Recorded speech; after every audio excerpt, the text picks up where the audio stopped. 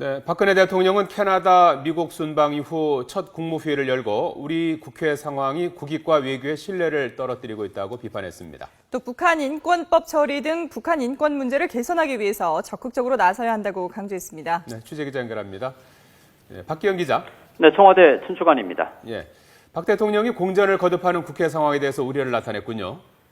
네, 박 대통령은 먼저 이번 순방 기간 체결된 한 캐나다 FTA와 관련해 협상 기간만 9년이 걸릴 정도로 매우 어려운 과정을 거쳤다고 설명했습니다. 그러면서 서명 당시 캐나다 측에서 이렇게 힘들게 서명하지만 한국 국회에서 언제 비준이 될지 우려된다고 말해서 놀랐다고 말했습니다. 이어 우리 국회 상황에 대해 다른 나라도 걱정하고 있다면서 우리 국익과 외교에 얼마나 신뢰를 떨어뜨리고 있는지 우려스럽다고 지적했습니다. 또 지난 3월 핵안보 정상회의 때도 원자력 방호 방제법 처리 등 국제사회의 약속을 지키지 못하고 연설해 공허하고 착잡했다고 말했는데요. 이미 제출된 한 호주 FTA와 이번 주 제출될 한 캐나다 FTA에 대해 조속히 심의를 마무리해달라고 국회에 요청했습니다. 박 대통령은 또 국회 장기 공전으로 국정감사 등 모든 일정이 늦어지고 있고 법안도 150일째 단 한 건도 통과되지 못하고 있다면서 정치권의 장외 정치와 반목 정치를 비판했는데요. 직접 들어보시겠습니다.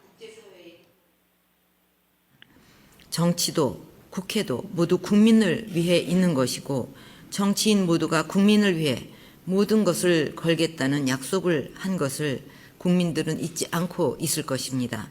그러나 그 약속과 맹세는 어디로 가고 모든 문제를 정략적으로 접근하고 있습니다.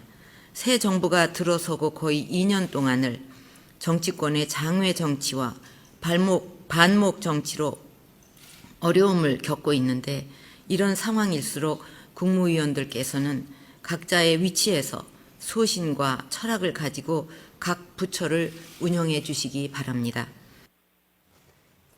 네, 국내 정치 상황뿐만 아니라 북한의 인권 문제에 대해서도 박근혜 대통령이 강조했죠.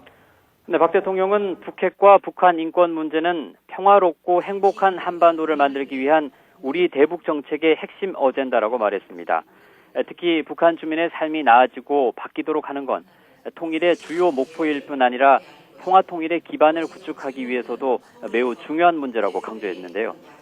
특히 북한의 반발이 두려워서 인권 문제에 소극적이어서는 안 된다면서 북한이 연일 대통령의 실명을 거론하며 비판하는 것도 그만큼 인권 문제가 아픈 문제이기 때문이라고 말했습니다. 그러면서 다른 나라에서는 이미 통과됐지만 우리는 10년째 계류된 북한 인권법이 통과되도록 관련 부처에서 노력해달라고 말했습니다. 또 국제사회와 함께 북한 인권조사위의 권고사항을 이행하기 위해 필요한 조치를 취해서 북한 주민들의 삶이 나아질 수 있도록 노력해달라고 당부했습니다. 지금까지 청와대 춘추관에서 YTN 박기현입니다.